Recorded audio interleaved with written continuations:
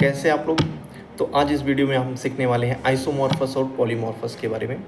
Isomorphous क्या होता है? Two or more substance having same crystal structure is known as isomorphous. इसका मतलब क्या हुआ? दो या दो से ज़्यादा सब्सटेंस अगर है आपके पास और उनका क्रिस्टल स्ट्रक्चर अगर सेम है, that is known as isomorphism. Examples क्या होंगे, कैसे समझेंगे? तो इसको देखने के लिए हम देखते हैं एटॉमिक रेशियो।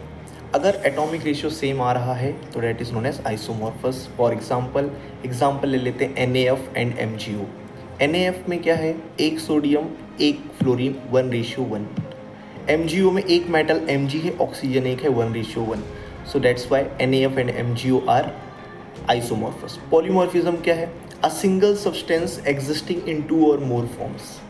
एग्जाम्पल्स आपने सुना होगा, calcium carbonate exist in two form, calcite and aragonite. इसके बाद सिलिका एग्जिस्ट करता है 3 फॉर्म में, alpha quartz, beta quartz and cristobalite के फॉर्म में एग्जिस्ट करता है। अगर यही पॉलीमॉर्फिज्म एक सिंगल एलिमेंट में हो रहा है and that is known as allotropy. And आपने बेहतरीन से पढ़ा है व्हाट इज एलोट्रॉपी। एलोट्रॉपी क्या होती है ना? तो एलोट्रॉपी आपने सुना है, वही पॉलीमॉर्फिज्म भी है। A single substance exist in two or more form. अगर सिंगल एलिमेंट की बात करेंगे, वो एग्जिस्ट कर रहा है 2 और मोर फॉर्म में, then that is known as allotropy. तो मैं कह सकता हूँ एलोट्रॉपी ऑफ कार्बन क्या क्या है? Diamond, graphite and fluorine.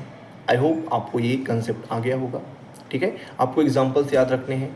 फिर से, which of the following is polymorphism आपको पूछा जाएगा, तो आपको याद रखना है silica is existing in 3 forms. कौन सा एग्जाम्पल था बताइए?